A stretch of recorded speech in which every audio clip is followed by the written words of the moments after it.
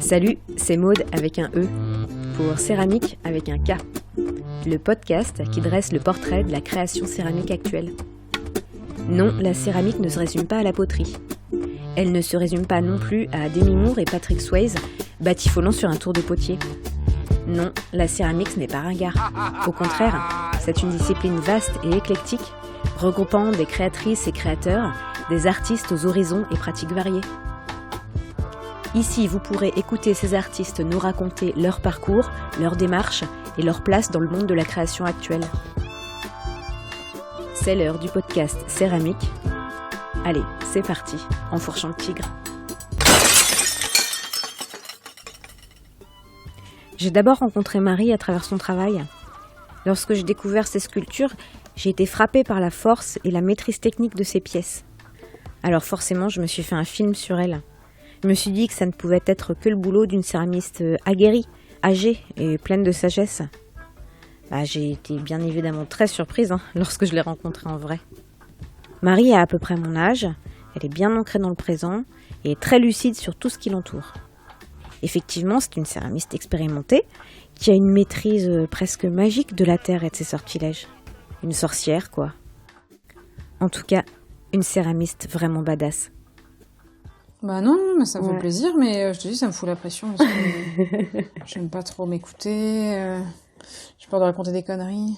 Non, mais ça va bien se passer.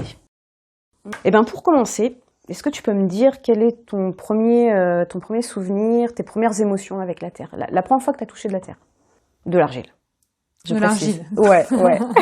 C'est Myriam qui me parlait. De la terre grasse. Myriam me parlait de terre physique, mais non, de l'argile. De l'argile, tu veux dire qui sort du sachet, quoi. Voilà, c'est ça, exactement. Non, vraiment, c'est des souvenirs qui remontent à ma plus tendre enfance où, de toute façon, j'ai grandi à la campagne, eu toujours les mains dans la terre, les mains dans la matière, et puis tout simplement parce que ma mère faisait du modelage. D'accord. Donc t'en as fait avec elle? J'en ai fait avec elle, toute petite. Je pense qu'à 2 ans, elle m'emmenait aux ateliers modelage à la MJC de la petite ville d'à côté. Donc je l'accompagnais à ces ateliers modelage, en fait.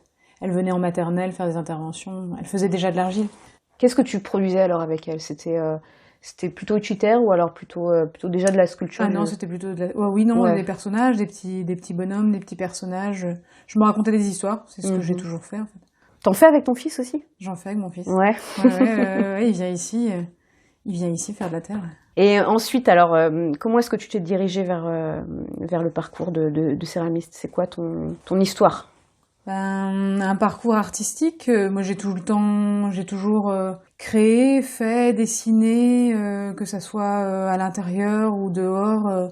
Je me suis jamais ennuyée. J'ai toujours fait des choses, produit des choses. Je pense qu'au collège, il était impensable pour moi de faire autre chose que des études artistiques. Je pense que j'aurais pas du tout pu rentrer dans un bac général. Donc je me suis un peu... avec le soutien de mes parents, quand même, heureusement, à l'époque, j'ai pu m'orienter vers l'idée de faire un bac art appliqué. Donc bac STI art appliqué. C'était la première année du bac STI. C'était Savina? C'était à Savina, qui s'appelait pas encore Savina, qui s'appelait lycée de Tréguier. J'ai redoublé ma 3e pour pouvoir y accéder, pour pouvoir me tenter ma chance et voilà, il y avait encore des entretiens à l'époque, on pouvait encore s'exprimer sur notre volonté de créer malgré nos notes moyennes. Ouais. Et voilà, je suis rentrée au lycée Tréguier, donc à Savina, en seconde art appliqué, du coup à 15-16 ans, à l'internat.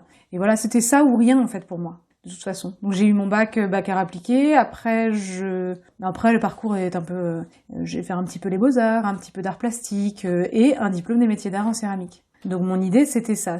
Moi je voulais faire un diplôme des métiers d'art. C'était à Duperré. C'était à Duperré. Plein d'autres m'auraient plu, mais finalement c'était quand même la terre qui revendiquait toutes les autres matières qui, voilà, ça. C'était la matière privilégiée qui me convenait le mieux en fait pour pouvoir justement créer plein de choses, plein de monde, exprimer plein de choses Et donc j'ai un peu fait des pieds et des mains aussi pour rentrer en DMA céramique parce qu'à l'époque il y avait que Duperré, il y avait que 10 places par an. Donc j'ai un peu fortement insisté. Et puis, pour pouvoir m'exprimer aussi. Oui. J'ai fortement insisté pour pouvoir avoir le droit d'exprimer le besoin, la volonté et la motivation pour rentrer en DM à céramique. Et voilà, je suis rentrée, j'ai fait mes deux ans là-bas. Donc une première année où on développe un peu, on appréhende un peu toutes les techniques de la céramique. Et une deuxième année pour produire son projet personnel. C'était un diplôme de métier d'art en céramique artisanale. Bon, la fin de l'intitulé, j'étais pas au top parce que j'avais plutôt envie de faire un travail de sculpture un travail sur l'émotion, un travail sur le ressenti du corps. Et donc il fallait trouver une application à appliquer. C'était quand même une école d'art appliqué. Et donc mon application à appliquer était un peu limite frontalière, quoi, parce que il fallait trouver une application. Donc mon application, c'était que le travail d'artistes plasticiens céramistes devenait le support de travail émotionnel en hôpital psychiatrique. D'accord. Voilà, c'était... Et après ton diplôme, t'es tout de suite rentrée dans la vie professionnelle ou t'as bifurqué Je me sentais pas du tout en capacité je me sentais pas assez solide, assez forte pour monter mon atelier, être au clair avec réellement ce que je voulais proposer comme création. À ce moment-là, je pense que la céramique, la terre était vraiment pour moi un médium d'expression tellement fort que j'avais encore besoin de me connaître mieux, je pense, pour pouvoir me protéger aussi un peu. Je crois que je me faisais beaucoup peur à l'époque. Je me faisais vraiment peur sur une certaine fragilité, une certaine ce que ça impliquait comme émotionnel chez moi et cette frontière entre l'art appliqué et l'art plastique, quoi, où du coup mon application elle était pas aussi claire que ça. Et voilà. Bref, j'étais pas assez mature pour monter mon atelier. Et je voulais comprendre des choses sur moi, sur le monde, sur les autres, sur l'humain, en fait, de manière générale. Je me suis dit qu'un juste milieu, je travaillais un petit peu dans le social l'été, que le juste milieu entre le travail social et le milieu artistique, ça m'irait bien. Je ne me voulais pas rentrer en formation d'art-thérapie parce que je trouvais ça trop précis. Donc voilà, j'ai arrêté un peu de bosser, et puis j'ai arrêté l'école un peu, et puis après je suis rentrée en formation d'EduxP en Belgique, à Bruxelles. J'ai trouvé une formation, c'est une formation promotion sociale, on appelait ça. C'était une formation où je travaillais et j'avais 2 jours de cours par semaine, donc c'était une alternance, comme on pourrait appeler ça ici. Sauf que je devais trouver mes lieux d'alternance. Et tu as travaillé pendant combien de temps dans le milieu de l'éducation spécialisée alors ? C'est pas mal d'années quand même, 7-8 ans je crois. D'accord. J'ai bossé 4 ans en Belgique, 2 ans en Normandie et 2 ans ici. Ça fait combien ça ? 4, 5, 6, 7, 8 Et voilà, après des périples dans le travail social. Donc là, j'ai vraiment rien fait de mes mains pendant, je pense, au moins 8 ans, quoi. Ouais, d'accord. Où j'ai pas... La première année arrivée en Belgique, il fallait que je trouve un travail qui me permette de faire le lien entre le milieu artistique et le milieu social. Donc j'étais responsable d'un atelier créatif dans une maison de quartier. Ça a été mon premier compromis. Heureusement, les Belges sont quand même super détendus sur les statuts. Donc moi, j'ai pu travailler du travail assez facilement en tant qu'éduc quand même, sans diplôme, quoi. Et donc pas mal. J'ai pas du tout, à part cette année-là, j'ai rien fait de mes mains pendant des années.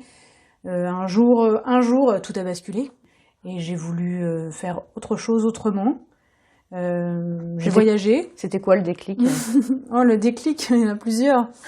Le retour en France, un milieu social un milieu du travail social qui ne me convenait plus du tout, qui était beaucoup trop, c'est peut-être pas la thématique mais bon, un peu trop pyramidal, un peu trop cadré pour moi en France, et j'y ai pas trouvé du tout mon compte. Ça a été très difficile, j'ai eu des boulots assez travailler en SAMU social, 115, hébergement d'urgence. C'était une bonne partie de ma vie. Et puis là, c'était... je ne voulais plus participer à certaines choses qui nous sont demandées dans le milieu social en France. Et le déclic, ça a été ça. Ça a été un trop-plein. Un trop-plein, un besoin de me retrouver. J'ai un peu tout plaqué. Je suis partie en voyage pas mal de temps. Et je me suis refait un petit atelier dans les fins fonds de la brousse de Pondichéry en Inde. Génial. Donc voilà, où C'est j'allais toi rencontrer... qui étais allée à Auroville, là? Ouais. Ouais, c'est ça. D'accord. J'ai pas vraiment participé à la vie d'Auroville. Mhm. J'en ai vu beaucoup, pas mal d'aspects Mhm. positifs, mais aussi les négatifs. Je suis restée très en distance de tout ça, mais j'habitais quand même à Auroville. Ah ouais. Et j'allais voir des potiers, j'avais acheté de la terre là-bas, et du coup je bricolais dans mon coin. Je me faisais des fours primitifs au milieu des moustiques et au milieu des pans, à côté des vaches sacrées. D'accord. Et ça a été un peu mon retour à moi et mon retour à la terre après pas mal d'années. D'accord. Je pense que j'ai dû partir pendant 1 an. Et j'ai pu retrouver un peu ce lien avec moi, cette matière là qui m'animait, quoi. Et voilà, je suis rentrée en France et je suis retournée quand même au boulot. Parce que j'avais plus de sécu, j'avais plus rien. Alors concrètement, comment s'est passé ton retour à la terre justement en France? Justement, le retour à la terre, c'est que je suis rentrée en France, j'ai dû reprendre un travail. Du coup, je suis retournée. J'ai débarqué à Morlaix par hasard. J'ai trouvé un boulot, j'avais quand même envoyé 110 candidatures spontanées, je me suis retrouvée ici, en région morlaisienne. J'ai bossé en tant qu'EduxP pendant 2 ans et en parallèle, je savais que l'argent que j'allais gagner allait me permettre de monter mon atelier.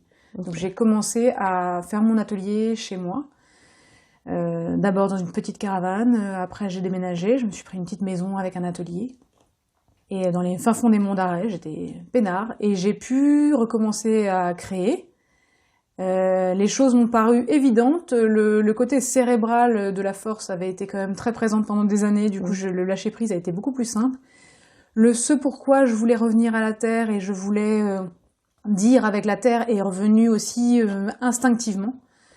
J'avais un peu lâché cet aspect cérébral qui me bouffait finalement quand je faisais ma formation de céramique. C'était beaucoup trop présent en fait, le sens des choses que ça avait, l'implication personnelle de la terre, l'émotionnel. Là, tout était naturel. Donc j'ai créé quelques sculptures qui sont allées un peu se promener très peu. Et puis finalement, on m'a proposé une exposition à la briqueterie à Langueux. Oh, incroyable. Incroyable, quand même. Juste sur base de 4-5 sculptures que j'avais fait dans mon coin, parce que je travaillais justement déjà sur cette thématique-là qui m'habitait. La seconde peau, l'habitat, voilà. Ouais. L'exposition à la briqueterie, c'était la thématique. Je ne sais pas par quel miracle, je me suis retrouvée invitée. Mais quand on m'a proposé ça, j'ai dit oui. L'expo s'appelait Habiter la Terre. Du coup, j'ai démissionné de mon boulot. Et je me suis mis à plein temps à bosser dans mon atelier. Et c'était génial. Et c'était le déclic. Je pense que j'avais ouvert les portes pour que il se passe des trucs, et il se passait des trucs. Donc finalement, ça marche. Comme quoi, ça marche. C'est bien, c'est bien. Et donc voilà, j'ai commencé. Dans ta pratique, toi, aujourd'hui, est-ce que tu t'identifies plutôt comme une potière, comme une céramiste, comme une sculptrice? Alors, vaste question, parce que souvent très controversée. Oui, absolument, c'est pour ça que je la pose. Par respect pour les potiers, je ne suis pas potière, parce que je ne tourne absolument pas rond. T'as aucune notion en poterie? Très peu, j'ai appris le tour un peu, ça me parle pas. Le tour, ça me parle pas, faut être trop centré. Et trop exigeant, il faut savoir s'entraîner, et ça c'est quelque chose que je sais pas faire. Donc non, pour le respect que je dois au potier, je n'ai pas cette qualité-là, je ne suis pas assez assidue pour être potière. D'accord. Donc je dis que je suis céramiste parce que les potiers le sont aussi, on est céramiste, on travaille tous la terre transformée. Et moi je me dis que je suis sculpteur céramiste. Et je revendique l'idée de faire des choses qui ne servent à rien, et qui sont juste des supports de l'imaginaire et de l'émotion, quoi. Donc voilà, non, par respect, je suis juste sculpteur céramiste. Bah, c'est très bien, moi ça me va. Pour les gens qui connaissent pas forcément ton travail, est-ce que tu peux le décrire, tu peux nous donner les grands thèmes que tu abordes? Ouais. Je dirais que je vais décrire la manière dont je travaille. Je travaille mes sculptures comme si c'était une aventure. Du coup, je construis des volumes, des parois, des volumes au colombin et à la plaque. qui vont se construire au fur et à mesure de mon imagination. Ça, c'est la manière dont je les forme, je travaille et qui construit beaucoup de ce que ça évoque quand c'est terminé. C'est des sculptures qui oscillent entre l'architecture, la forme humaine et la forme animale. Assez organique, un peu architecturale, un peu habité. C'est des terres habitées, je les ai appelées. En fait, finalement, c'est pas une thématique d'exposition, ça a toujours été ce qui m'apportait, quoi. Et je travaille la terre comme une paroi qui se construit au fur et à mesure, donc comme une seconde peau, quoi. Donc, pour moi, c'est vraiment, voilà, une évocation de ce qu'est le monde, quoi, de ce qu'on est dans le monde, de la distance qu'on a entre nous et le monde, enfin, voilà. Ouais, d'accord. Oui, je lisais des choses sur toi, là, on parlait de carapace ou de cocon. Oui. C'est un peu ça aussi. Oui, bien sûr, ouais, c'est ça. D'accord. Ouais. Tu parlais aussi au début des émotions là que tu voulais transmettre ou exprimer en tout cas dans ton travail. Quels sont les retours que tu as là-dessus, sur le public? Comment le public émotionnellement reçoit tes pièces? Ah ben, moi, il n'y a pas de compromis. C'est soit les gens aiment, soit les gens détestent. Et j'ai pas choisi de refaire de la sculpture pour plaire aux gens. Du coup, je sais que ça plaît. Il y a plein de gens à qui ça plaît pas. Il y a même des gens à qui ça fait peur.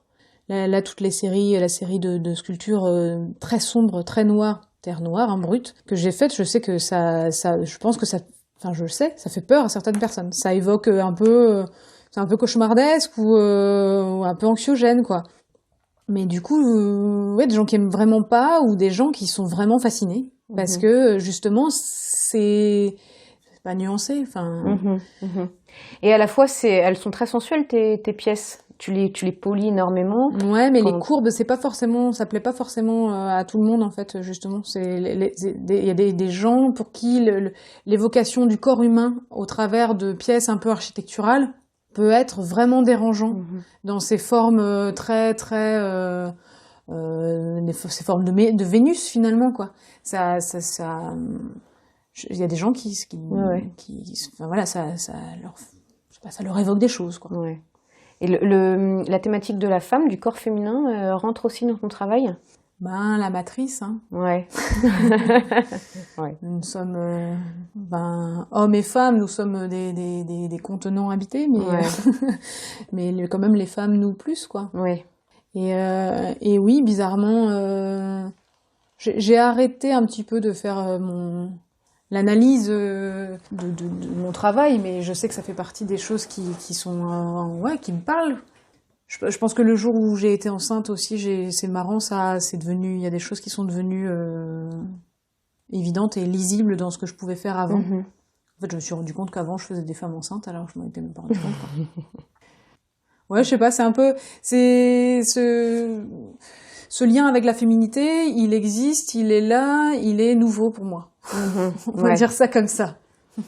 Alors justement, là, pareil, je lisais des choses sur toi dans un texte. La personne parlait de toi en termes comme une sorcière céramiste. Alors, est-ce que ça te parle? Oui. Ouais.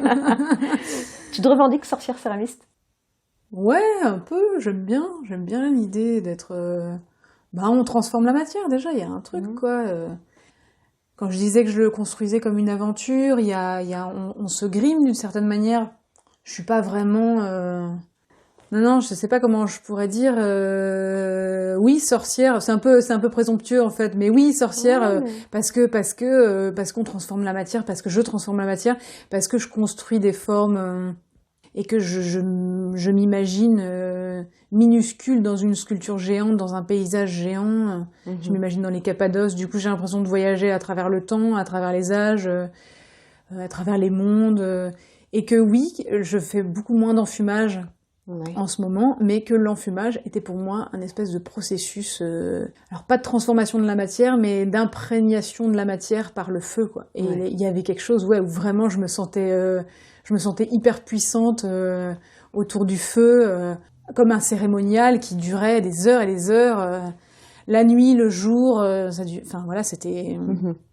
encerclant mon jardin. Enfin oui, il y avait vraiment une cohésion entre mon environnement, le ciel, la nature, moi et le feu, quoi. Et le feu. Et voilà, pour l'instant, le feu me manque un peu parce que je fais un peu moins de processus cérémonial de sorcière. Mais mais oui, ça me parle. Ouais, ok. Ça te va très bien, en tout cas. C'est quoi tes influences? Il y a des artistes que tu aimes et que tu revendiques dans ta production? Plein de céramistes, plein de peintres, plein... Ouais, ça serait... là, j'ai pas forcément mon petit panel à sortir là de noms. Mes influences, elles sont vraiment aussi autour de la nature, quoi. Autour de l'endroit là où j'habite, où voilà, il y a les chaos, les menhirs, il y a quelque chose de l'ordre de le temps qui a travaillé sur la nature. Et oui, en termes artistiques, j'avoue, j'ai pas bien révisé. Mais plein de gens dans le boulot m'évoquent vraiment des choses, des architectes, des sculpteurs, des peintres. Pendant tes études. Des collègues aussi présents dans les environs, enfin des gens qui me construisent en fait. C'est pas que, c'est aussi dans les gens qui me soutiennent et c'est aussi eux. Enfin, il y a aussi de l'influence de boulot de gens et de leur manière de voir et de vivre les choses, quoi. Comment tu les rencontres, enfin, comment tu les reçois, ces influences? Est-ce que c'est à travers, justement, à travers des rencontres? Est-ce que c'est à travers des lectures, de ce que tu peux écouter, entendre? Est-ce que ça vient de ton histoire, de tout ce que tu as pu apprendre pendant tes études? Tu te nourris constamment ou bien c'est quelque chose qui est déjà en toi? Il y a beaucoup de choses qui sont déjà en moi. Je pense que maintenant, je laisse imprégner les choses. C'est comme si, en ayant fait une pause de 10 ans, je dis pas que j'ai pas besoin je suis abonnée à la Revue du Verre et de la Céramique, je suis abonnée à Atelier d'Art de France, je reçois tous ces... Voilà, toutes les influences de d'autres créateurs, je regarde, je m'imprègne. Mais je pense que ce qui me tient à cœur et à corps le plus, c'est ce qui finalement est déjà là. Et ce qui est déjà là, il est déjà en moi, parce que je pense que le travail d'intellectualisation de ce que je suis, de ce que je fais, je dis pas que j'en ai plus besoin, mais il y a quelque chose qui va mettre un peu de temps à ressortir, que j'ai beaucoup encaissé, on va dire, et qui maintenant a besoin de ressortir. Donc les influences, en fait, je ressors des fois même mes carnets d'il y a 10 ans, quoi. Et où finalement je dessinais beaucoup plus et j'ai plein de formes, de choses qui sont évidentes, qui étaient déjà là, qui sont maintenant, que je dois maintenant mettre en volume, quoi. Ouais, t'es toi-même habité par... Ouais, alors c'est un peu présomptueux, parce que j'arrive pas à donner les noms là de plein d'artistes qui me parlent, mais c'est comme si tout prenait sens et que tout était lié et que voilà, tout était à sa place, quoi. Très bien. Donc j'essaie de pas trop me compliquer plus l'existence, du pourquoi, du comment. Alors plus trivialement, est-ce qu'aujourd'hui la céramique te permet de vivre? Alors, qu'est-ce que c'est vivre? Gagner ta vie, écoute. Est-ce qu'elle me permet de gagner ma vie? Là, les gens, ils parlent vraiment de leur vie. Ouais. Mais oui. Du coup, quand mon choix de vie autour de la sculpture et de la céramique était mon propre choix personnel et que je n'avais que moi-même à penser, je pouvais me permettre d'avoir un atelier dans un hangar plein de trous et d'habiter dedans. Du coup, comme j'ai dû un petit peu modifier ma vie, là, en ce moment, c'est un petit peu plus compliqué d'avoir les moyens avec la céramique qui me permettent d'accéder à mon autre choix de vie. C'est très flou et en même temps assez clair. Non, c'est très clair. Et est-ce qu'elle te fait vivre spirituellement, alors? Tu es satisfaite de ta situation? Je suis satisfaite parce que tout est cohérent et que finalement, même les choix que je fais, les compromis que je fais pour garder la céramique comme étant mon activité principale, oui, me convient. Je fais pas, j'ai pas l'impression de donner mon âme au diable pour pouvoir continuer à exercer ma création. Ça me va, ça me va. Après, ouais, ça fait que je multiplie les vies et les projets et les programmes et je préférerais que ça soit... je préférais passer ma semaine entière à bosser dans mon atelier, à créer, à avoir plus de temps de cerveau disponible pour pouvoir mener à bien mes projets qui commencent maintenant à prendre du retard, Ouais. d'année en année. Mais voilà, c'est la vie. J'ai choisi que tout soit cohérent entre ma vie professionnelle et ma vie personnelle, donc j'essaye de trouver cette cohérence-là. Donc pour l'instant, est-ce que ça me permet de vivre? Oui. Moi, je dirais que oui. Mais c'est quand même... on peut pas dire que cette notion de gagner... comment tu l'as dit? De subvenir à ses besoins. Ouais. De subvenir à ses besoins, ben... Oui, quand tous mes choix, jusqu'ici, avant de devenir maman, tous mes choix étaient en lien avec mon activité professionnelle. Donc tout devait s'adapter à ça. Donc en effet, je ne dépensais pas grand-chose. Ouais, ok. Où est-ce que tu les vends, tes pièces? Dans quel réseau tu t'inscris? Je cherche un peu toujours, on va dire. Ah ouais, On va dire que j'oscille entre les boutiques de créateurs, les galeries quand je peux, quand ils viennent me chercher surtout, les expositions, les expositions de sculpture, les salons des arts, les salons des métiers d'art, les salons céramiques. Ouais, les événements aussi, des événements artistiques, un peu, des investissements de villes, par exemple, de villages, autour de la création artistique. En fait, c'est très multiple. C'est très multiple et c'est assez délicat la céramique, c'est assez délicat parce qu'on est entre le milieu artistique et le milieu artisanat d'art, où en France il y a réellement une distinction, même dans les statuts, dans les revendications, dans les cotisations, enfin voilà.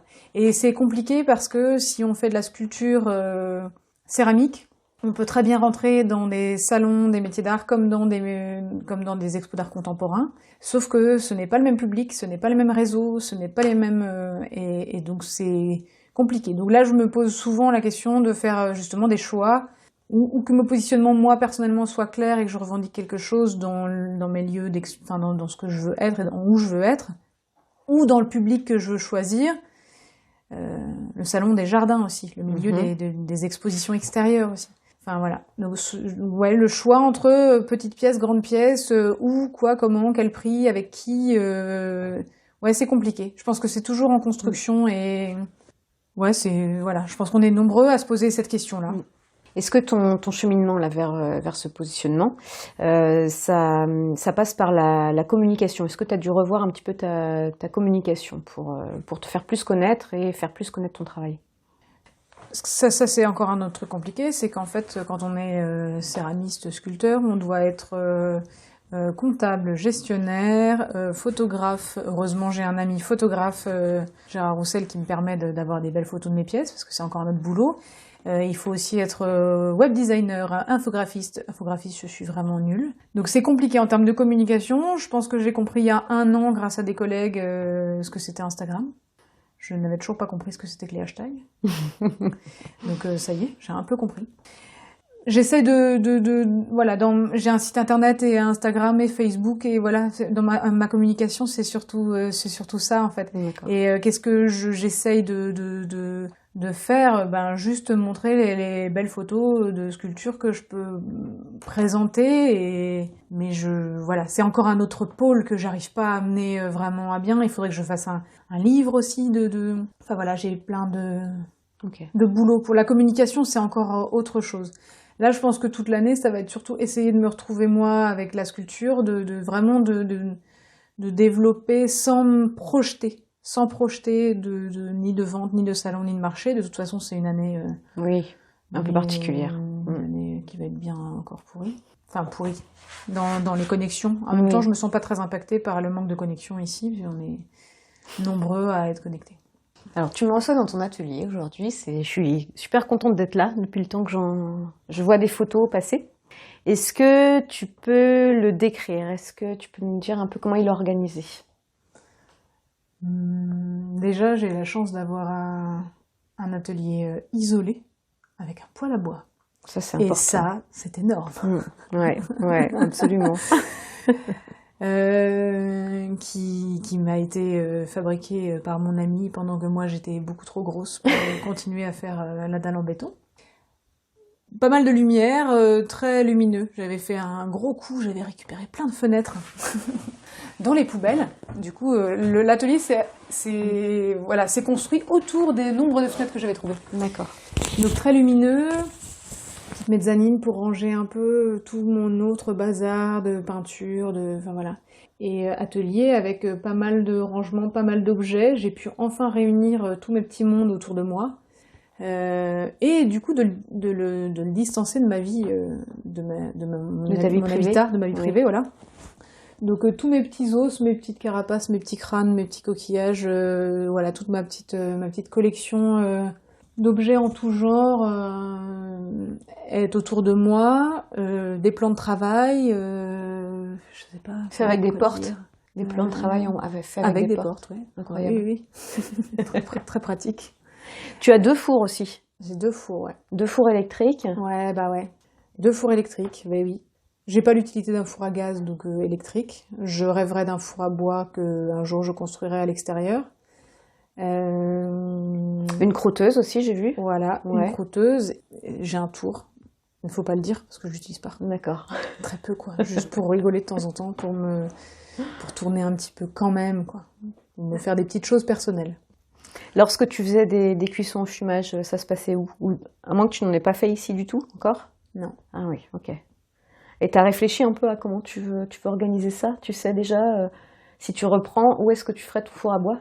Bah oui. Alors là, j'attends que, du coup, nous revenions... j'attends une mini-pelle. Ok. Il y a un énorme tas devant mon atelier, Oui. qui est le tas qui a été décaissé pour construire la dalle en béton. Ce gros tas de terre est depuis 3 ans ici et me fait de l'œil. J'ai commencé à l'attaquer à la pelle, mais c'est trop compliqué. Oh non. Donc là, première étape, voilà, il y a une petite mini-pelle on a joué du mini-pelle quelques week-ends. Là, c'était beaucoup trop gras encore. Ouais. Donc là, on a déplacé déjà beaucoup de tas de cailloux, ce qui fait que, voilà, on vit dans les gravats. Mais ce tas de terre doit dégager. Et du coup, cet espace-là sera un espace où j'aimerais avoir mes bidons d'enfumage, aussi peut-être un petit four phénix, un petit four à flamme renversée, qui pourrait vivre ici, quoi. Et avoir un espace aussi extérieur qui soit un petit peu plus aménagé, un petit peu plus joli pour pouvoir mettre toutes mes sculptures dehors. Parce que ces dernières années, ce sont des sculptures qui sont cuites à haute température, donc qui vivent dehors, qui peuvent vivre dehors. Et d'ailleurs, mon travail maintenant a vocation à aller habiter dehors, quoi. Parce que il faut sortir, quoi. Parce que finalement ces créatures-là, ces architectures, elles sont habitées, elles marchent.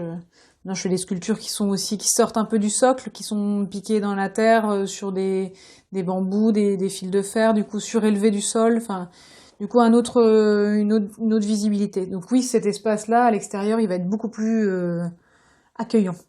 Tu voudrais accueillir du public ici?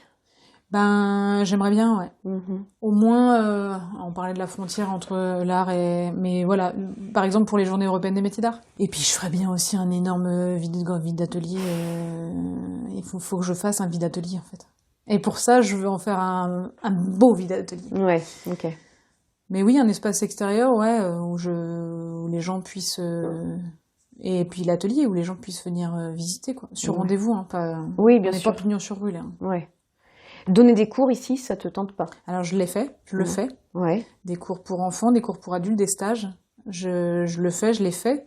C'est finalement pas si grand que ça, 40 mètres carrés. Je sais Ouais. pas combien ça fait mon atelier. Ouais. Quelques mètres carrés. Ouais. Et c'est pas si grand que ça, en fait. Et c'est-à-dire que je prends beaucoup de place. Et quand je bosse vraiment, je bosse sur 3-4 sculptures en même temps, à différents espaces de la pièce. Il y en a partout. Tu le sais bien, notre cerveau de créateur n'est pas le même que notre cerveau de pédagogue. Et du coup, quand tout est mélangé, c'est un peu compliqué. Mm-hmm. Du coup, je me suis rendu compte que finalement, un espace visitable d'atelier d'exposition avec un petit showroom ici me conviendrait bien, et que peut-être un autre lieu, c'est un peu abusé, mais qu'un autre lieu pour justement pouvoir proposer des ateliers, des cours et être vraiment dans ma posture d'accompagnante à la terre. Ça serait ailleurs. Enfin, je dis ça se trouve, je changerai d'avis dans 3 jours.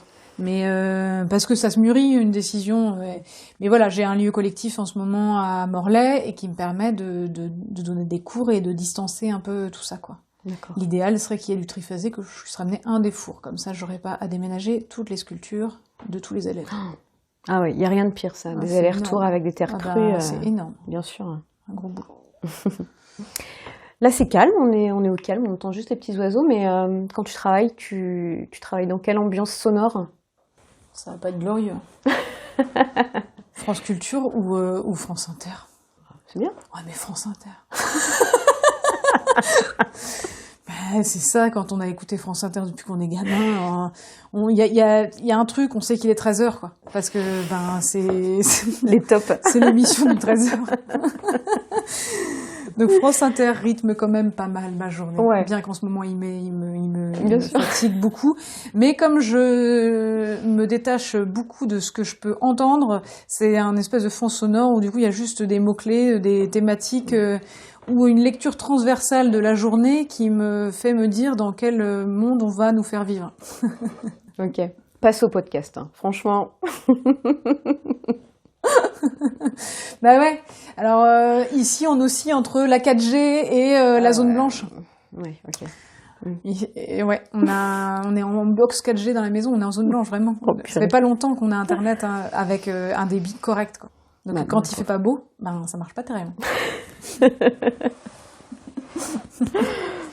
on n'a pas parlé des rencontres aussi que tu aurais pu faire et qui t'auraient orienté dans tes pistes de travail, dans tes choix techniques, dans ton évolution. Alors oui, plein de rencontres, plein de boulots d'autres céramistes. Moi, je me souviens, quand on avait travaillé ensemble, tu nous avais parlé avec qui tu avais travaillé, qui tu t'avais formé à la sculpture par l'intérieur, là, sculptée par l'air. C'était qui? C'était pas la Rossini? C'était Ah, mais oui, pardon, Claude Champy. Claude Champy. Mais oui. Ouais. Oui. Non, mais oui, c'est vraiment ça. En fait, ça remonte à très loin. Alors du coup, désolée, bien sûr, Claude Champy. Claude Champy, avec qui j'avais fait une petite semaine de formation, de stage, avec tous mes collègues de DMA en musée de la céramique de Gers, en Normandie, quoi. Mm-hmm. Et donc, on avait fait une semaine avec lui. Et oui, ça fait partie des rencontres... Après, des rencontres avec des céramistes plus jeunes, en fait, qui m'ont marqué et qui ont vraiment marqué et construit ma manière de faire et aussi l'état d'esprit de faire la terre. Donc ouais, il y a eu Potier du Légué, Étienne Huc, dans ce cas-là, qui est hyper important. Enfin, pour moi, Étienne, mon premier stage avec lui, j'avais 14 ans, 15 ans. Ouais. Donc Étienne Huc, pour moi, c'était un potier autodidacte qui avait voyagé, qui avait vécu en Inde et tout. C'était un héros, quoi. Mm. Et puis ce lien-là à la terre qui avait du sens dans tout. Après, il avait par contre, je savais que moi, j'allais pas suivre ses traces de potier. J'étais pas assez Centré. Voilà. Et non, mais oui, il y a eu lui, Roselyne Benoît aussi, qui est une potière qui est à Erquy, dont j'aime beaucoup le travail, avec qui j'ai fait des stages aussi, qui a construit aussi un peu ce rapport à la terre. Et puis oui, en formation, DMA céramique, ouais, Claude Champy, sacré bonhomme. Ouais. C'était génial, super rencontre, quoi. Un gros moustachu dont j'avais même pas trop pris conscience de la notoriété à l'époque. Et qui nous avait fait travailler un travail à la plaque en enfermant de l'air et qui avait été comme une révélation pour moi, en fait. Voilà, travailler la paroi, travailler avec l'air. Ouais. Enfin voilà. Oui, excuse-moi, j'ai pas bien révisé, tu vois. Claude Champy. Après, il y a eu d'autres céramistes que j'ai pu rencontrer. Mon prof de Duperré aussi, Pierre Lemaître, qui était pareil, plus un personnage que... en fait, il avait une technicité qui était presque trop technicienne pour moi. C'était un maître en la matière pour le travail du plâtre et pour l'émaillage. Moi, je suis pas technicienne, je suis plus intuitive. Donc, c'était surtout lui, sa manière d'être, de penser, de revendiquer la terre, le métier qui m'apportait quelque chose, en fait.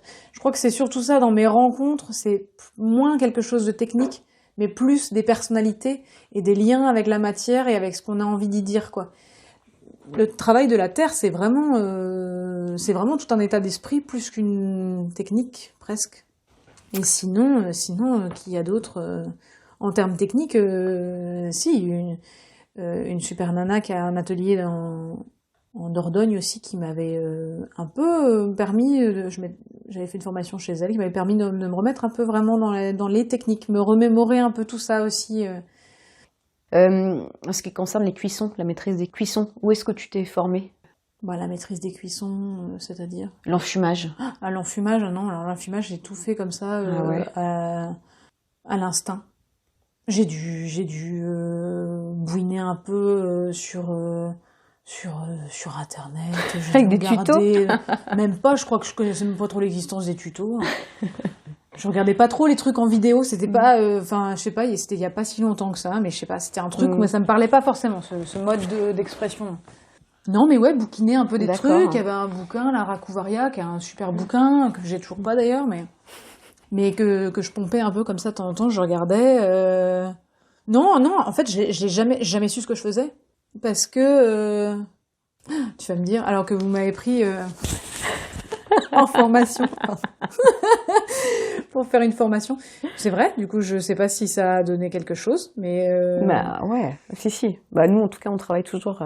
avec ce que mais tu c'était nous quand as même transmis. très c'était de la sorcellerie quand même un petit peu. Mais je pense que c'est pour ça que ça nous a bien convenu. Parce que moi je pense que c'est la première fois que j'ai travaillé l'enfumage avec un pyromètre, c'est avec vous. Ouais. Je savais pas ce que je faisais. Mais finalement, ça m'a permis de me rendre compte que que ce que je faisais était vérifiable en fait. Je le savais parce que je le voyais, enfin je veux dire au niveau de la température, hein, pour reprendre vraiment quelque chose de très technique et reproduisible. Je savais pas à quelle température je faisais. Moi, j'y allais au frisage du sourcil, quoi, et de la moustache. Petite anecdote, on a aussi fait une formation avec Audrey Kimmel. Ouais. Elle est beaucoup plus technicienne. Ben ouais, mais moi j'ai trouvé que c'était au feeling aussi un peu. Hein. Ah ouais, d'accord. Ah ouais, l'enfumage en fait c'est un peu ça, quoi. Mais oui. Bah pour moi oui. Ou à moins que tu fasses du raku-nu ou raku-nu d'ailleurs, un truc qui m'intéresse pas mal comme technique quand même. Ouais. Parce que je me suis fait un petit four raku que j'ai toujours pas utilisé, quoi. Et ouais, c'est le raku-nu, c'est plus technique, quoi. Pas technique. Ouais, pas. Disons qu'il il y a des étapes très claires. Là, l'enfumage, c'est très subtil. En fait, tu vas avec la délicatesse du feu et la délicatesse de la terre. Donc du coup, oui, elle travaille aussi, très instinctivement. Ah ouais. Alors elle a expérimenté beaucoup de choses, hein. Elle a beaucoup de connaissances, mais en tout cas, pour le suivi du feu, de la montée en température, elle le fait un peu à l'œil. Ah ouais, d'accord, ok. Ouais, mais c'était super, c'est une formation vachement intéressante. C'est chouette son boulot aussi. Ouais, Elle est sympa, Audrey. Elle est sympa. Ouais, carrément. Ouais, elle est très sympa. Ok, alors, tu préfères. Et est-ce que tu préfères travailler avec une croûteuse qui est grippée, tu vois, qui est un peu rouillée, ou alors tu préfères estamper dans du plâtre qui est encore un peu humide? Oh, le truc qui grince. Ouais. Ah oui. Ouais. T'es un peu bricoleuse en plus, toi. Tu répares tes outils sans problème, tu bricoles des trucs. Ouais. Oui. La croûteuse que tu as là... non, c'est une vraie. C'est une vraie croûteuse. Ah bon, ok. Non, c'est une vraie. Et elle a jamais été rouillée? Je lui mets un peu de graisse, hein. Ouais. Mais non, je bidouille les trucs. Mais après, moi, je préfère... dans les je préfère un truc qui grince que je vais pouvoir réparer que du plâtre qu'il va falloir attendre en plus que ça prenne. Et ça se trouve, il y a trop de flotte, du coup, ça prendra jamais. Ouais. Tu fais du plâtre, justement? T'as des moules en plâtre? J'en ai un peu. Je dois m'y remettre parce que il y a des choses qui m'attendent. En fait, j'aimerais faire des moules pour des petites pièces que j'aimerais faire en série. J'aimerais refaire du moulage. Ouais, j'en ai quelques-uns. J'ai aussi des bustes des bustes. J'ai la coquille de mon buste de femme enceinte à 7 mois et à 8 mois de grossesse. Donc de toi alors? Ouais, ok. Et du coup que je veux exploiter en tant que moule en tant que ronde bosse en fait. Ah, Je veux ouais. pouvoir me servir de cette forme-là pour créer des supports de forme. En fait, je voudrais faire toute une série de boucliers avec ces formes-là. Donc oui, je veux me remettre au plâtre et je dois bosser en collaboration avec un potier qui fait aussi un céramiste qui travaille le moulage. Clément Alix. Voilà. Ok. Avec lui, on devait justement s'échanger des petits coups de main et bosser ensemble sur le moulage. Et lui, il avait besoin de croûteuses pour faire l'estampage. Ok. Et aujourd'hui, tu rêves de quoi pour l'avenir, pour tes projets futurs? Qu'est-ce qui te fait envie? Qu'est-ce qui te fait rêver? L'avenir, de manière générale. Dans ton boulot de céramiste. Ce que je voudrais? Réalisable ou non réalisable? Ah ouais, ce que tu veux. Tu me réponds, t'es complètement libre là. Ce que je voudrais, du temps. Du temps, c'est une vraie demande, ça? Ouais, je voudrais encore plus de cohérence, encore plus de temps pour la création. Là, c'est juste parce que, état d'esprit, je sors de réunion avec des collègues, du coup, plus de prise en considération de ce qu'est la création pour l'avenir culturel de ce pays, mais de ce monde et surtout de cette race humaine. Ce que c'est que de pouvoir se permettre d'évoquer du subtil, de la sensation, du sentiment et voilà, du ressenti pour les gens. Et là, je m'enflamme. Non, mais voilà, plus de temps aussi pour ça, peut-être plus de reconnaissance. Moi, c'est très compliqué en ce moment. En ce moment, c'est très compliqué de me sentir réellement sculpteur céramiste, parce que c'est comme si on n'avait plus trop le droit de le penser, de l'être et de l'assumer, et d'avoir un métier non essentiel. Du coup, c'est un peu compliqué là en ce moment, c'est de se sentir légitime dans ce qu'on fait. Donc ça secoue pas mal. Donc de quoi je rêve pour les temps à venir, avoir plus de temps pour pouvoir m'exprimer, créer et partager, parce que je fais pas de la céramique seulement pour me sortir moi de mes marasmes et mes inquiétudes et de pouvoir voyager sans aller trop loin. Je le fais aussi pour pouvoir échanger et pour pouvoir faire partie d'une communauté de gens qui ont envie de dire des choses et de gens qui ont envie d'exprimer des choses. Et donc pour moi c'est ça qui m'anime un peu, quoi. Ouais, quelque part t'es une céramiste militante. Pour moi tout est militant, tout est notre place, à moins qu'elle soit seulement égoïste et auto-centrée, on vit tous ensemble. On est à l'heure de se poser des questions aussi du vivre ensemble et de comment on le fait. Donc nos choix de consommation, nos choix de vie, nos choix éthiques, oui, tout est politique, quoi. Oui, et même si on fait un métier non essentiel. Donc oui, pour moi ça a du sens, ouais. Donc ouais, j'aspire à plus de cohésion, plus de cohérence. Là, à l'heure où on investit les lieux culturels, ça pose pas mal la question de quels sont les lieux de revendication culturelle pour les artistes-auteurs et pour les artisans d'art. C'est où? Les musées, c'est pour les gens morts. Les théâtres, c'est pour les gens vivants mais qui s'expriment avec leur corps et leur verbe. Quand on s'exprime avec des objets et avec de la matière, on ne sait pas trop bien quels sont nos lieux culturels de revendication pour exister. Voilà. Ok, c'est parfait. Merci beaucoup. Merci d'avoir écouté Céramique, le podcast. N'hésitez pas à vous abonner ou à nous laisser 5 étoiles. À bientôt pour une nouvelle rencontre autour de la Terre.